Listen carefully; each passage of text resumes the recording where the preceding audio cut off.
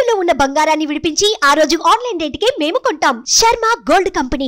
నమస్కారం, welcome to Suman TV. నేను గీతాంజలి. ప్రస్తుతం మనతో పాటు ఇస్కాన్ నుంచి ప్రణవానంద ప్రభుజీ ఉన్నారు. శ్రీకృష్ణ భగవానుడి తత్వం గురించి, వారి లీలల గురించి అనేక మాధ్యమాల్లో వారు వివరిస్తూ వస్తున్నారు, ప్రవచనాలు ఇస్తూ వస్తారు. ఇందులో భాగంగా ఈ మధ్య కాలంలో చూస్తున్నాం కదా, ప్రస్తుతం ఎన్నో పరిస్థితులు మనం ఎదుర్కొంటున్నాం. వీటన్నిటినీ కూడా ఎలా మనం హ్యాండిల్ చేయాలో శ్రీకృష్ణ భగవానుడు ఎప్పుడో చెప్పారు భగవద్గీతలో. ఆ విధానాలని వివరించేందుకు ప్రస్తుతం మనతో పాటు ఉన్నారు. మనకున్నటువంటి కొన్ని సందేహాలను గురువుగారిని అడిగి నివృత్తి చేసుకుందాం. ప్రభుజీ, హరే కృష్ణ. హరే కృష్ణ. ప్రపంచవ్యాప్తంగా చూసుకుంటే యుద్ధాలు, దేశాల మధ్య యుద్ధాలు అంటే ఎక్కడో జరిగినా కూడా ఆ ఎఫెక్ట్ ఖచ్చితంగా ప్రపంచ దేశాలన్నిటిపైన ఉంటుంది. ఉదాహరణకి రష్యా ఉక్రెయిన్ వార్ అందరికీ తెలిసిందే, ఎంత నష్టపోయారు. అంటే ఆ వార్ నుంచి మనం తేరుకునే లోపే ఇంకొకటి అని వస్తున్నాయి. అండ్ అంతకు ముందు వరకు చూసుకుంటే కరోనా ఇట్స్ బయో వార్ అని చెప్పారు.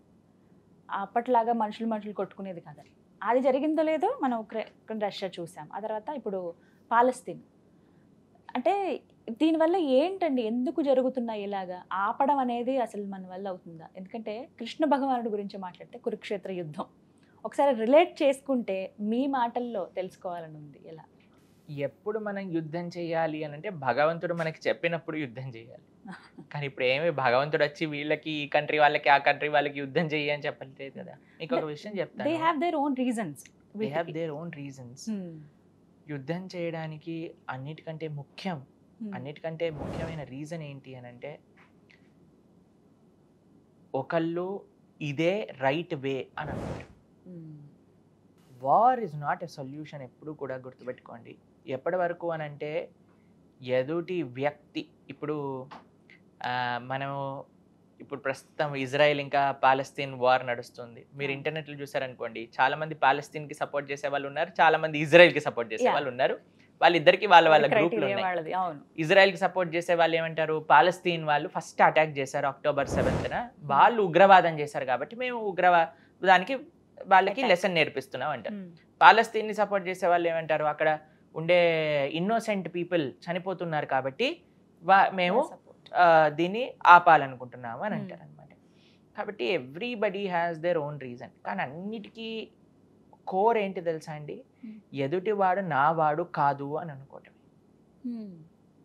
ప్రతి ఒక్కళ్ళు అందరూ కూడా భగవంతునికి చెందిన వాళ్ళు, అందరూ కూడా బాగుండాలి, అందరూ కూడా సుఖంగా ఉండాలి అని అనుకునే ఏకైక ధర్మం ఏదన్నా ఈ ప్రపంచంలో ఉంటే అది సనాతన వైదిక ధర్మం మాత్రమే. వసుదైవ కుటుంబకం లోకా సమస్తా సుఖినో భవంతు అని అంటాం. కానీ మనం ఎప్పుడైనా లోకంలో ఉత్తి భారతదేశం సుఖినో భవంతు, మిగతా రాజ్యాలన్నీ పాడైపోవాలి అని అలాంటి ప్రార్థన ఎప్పుడైనా విన్నారా? అసలు. కానీ ఇప్పుడు చేస్తున్నారట అలాంటి ప్రార్థనలు ఇతర మతస్థులు అందరు కలిసి. చర్చిలలో ప్రార్థనలు చేస్తున్నారట, మన ఈ భారతదేశం ముక్కలు అయిపోయి వేరే వేరే రాజ్యాలుగా ఉండాలి అని మాకు చెప్పారు. ఈ విషయాలు మాకు వీడియోలు చూపించారు. ఒకళ్ళు ప్రార్థన చేస్తున్నారట, ప్రధానమంత్రి చనిపోవాలి, అప్పుడే ఈ దేశానికి సుఖం వస్తుంది అని. అలాంటి మతోన్మాదులు తయారైపోతున్నారు ఈ మధ్య. కానీ సనాతన ధర్మం ఎప్పుడు ఒకటే ఒక ప్రార్థన, లోకా సమస్త సుఖినో భవంతు, సర్వే జనా సుఖినో భవంతు. ఎంఎస్ సుబ్బలక్ష్మి గారిది ఒక పాట ఉంది, మైత్రీం భజత అఖిల విజైత్రీం అని. అందులో అంటారు, జనకో దేవక అఖిల దహ్యాలు జననీం పృథ్వీ. మనందరి తల్లి ఈ భూమాత, మనందరి తండ్రి భగవంతుడు. అందరికీ పృథ్వీ కదండి భూమి, అందరికీ ఆవిడే కదా తల్లి.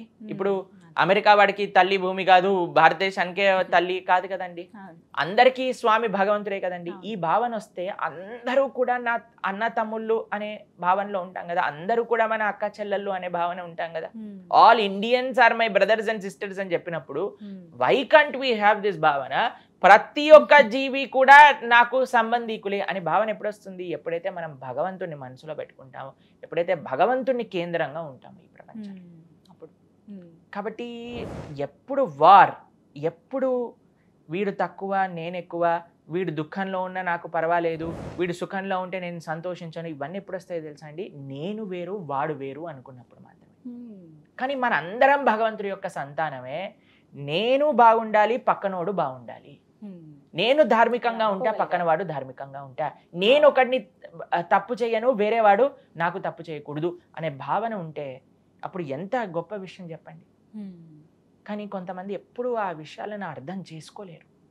కుక్కతో ఒక వంకర అని అంటాం కదండి, అలా కొంతమంది ఎప్పుడూ కూడా వేరే వాళ్ళ యొక్క మంచితనాన్ని అవలీలగా తీసుకొని వేరే వాళ్ళ యొక్క మంచితనాన్ని వాళ్ళు వాడుకోవడానికి, వాళ్ళని ఎక్స్ప్లాయిట్ చేయడానికి వచ్చారనుకోండి. ఇప్పుడు అదే జరిగింది మహాభారత సమయంలో కూడా.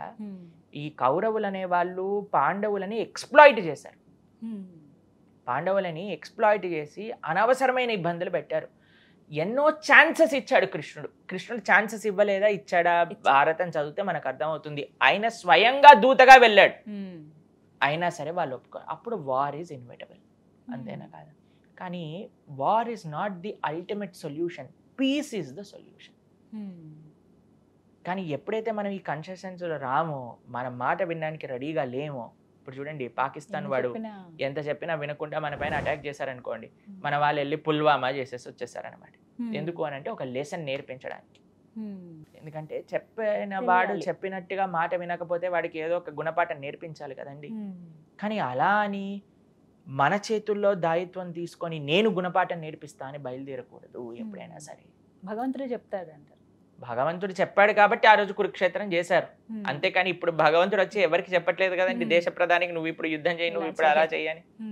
కానీ ఈ వార్ సిచ్యువేషన్ అనేది చాలా అన్ఫార్చునేట్. ఎంతమంది పాపం చిన్న పిల్లలు ఎంత ఇబ్బంది పడుతున్నారు. అందుకే ఎప్పుడైనా మనం ఏదైనా తప్పు చేస్తే అది మనకి రివర్స్లోకి వస్తుంది. వాళ్ళు సివిలియన్స్ని October 7th రోజు ఏదైతే అటాక్ చేశారో దానివల్ల ఇప్పుడు వాళ్ళ దేశం ఇంత కష్టం పడవలసి వస్తుంది అనమాట. ప్లస్ ఒక ఇద్దరు కంట్రీస్ ఫైట్ చేస్తుంటే మిగతా వాళ్ళందరూ వాళ్ళ సెల్ఫ్ ఇంట్రెస్ట్ చూసుకొని, ఇప్పుడు కొంతమంది సెల్ఫ్ ఇంట్రెస్ట్ చూసుకొని యుక్రెయిన్కి సపోర్ట్ చేయటం, కొంతమంది సెల్ఫ్ ఇంట్రెస్ట్ చూసుకొని రష్యాకి సపోర్ట్ చేయటం, వేరే వాళ్ళని కాపాడడానికి కంటే ఎక్కువగా నేను ఎలా బాగుపడతాను వాళ్ళ యుద్ధంలో అని ఆలోచించే వ్యక్తిత్వం పెరిగిపోతుంది. ఇదంతా ఏంటంటే కల్మషం అండి. హృదయంలో ఉండే అవిద్య, అహంకారము ఇవన్నీ పెరిగిపోతున్నాయి మనిషికి. వేరే వాడి యొక్క దుఃఖాన్ని చూసి బాధపడే మనస్తత్వం కూడా కోల్పోతున్నాం. ఎందుకు అంటే ధర్మం నుంచి అంత దూరంగా వెళ్ళిపోతున్నాం. ఎంత మనం భగవంతుడి దగ్గరికి వెళ్తే, నిజంగా భగవంతుడి దగ్గరికి వెళ్తే, ఫెనాటిక్ రిలీజియన్ గురించి, ఎక్స్ట్రీమిజం గురించి మనం మాట్లాడట్లేదు. ఎంత మనం స్వచ్ఛంగా భగవంతుడి దగ్గరికి వెళ్తే అంత మనం పీస్ లవింగ్ అవుతాం. ఎంత మనం ఫెనాటిక్గా మారితే అంత మనము వేరే వాళ్ళ యొక్క దుఃఖం వాడిని పొందినా పర్వాలేదు, నేను సుఖంగా ఉండే ఆలోచన మనకు వస్తుంది. కాబట్టి మన సనాతన సంస్కృతి కృష్ణుడు నేర్పించేది సుహృదం సర్వభూతాన అహం బీజ ప్రదాపిత, అందరినీ బాగుండాలి ఈ ప్రపంచంలో. అది మన మెయిన్ స్లోగన్ అనమాట. ఒకటి తెలుసుకోవాలి ప్రతి ఒక్కరు. చాలా చక్కగా వివరించారు ప్రభుజీ. హరే కృష్ణ. హరే కృష్ణ.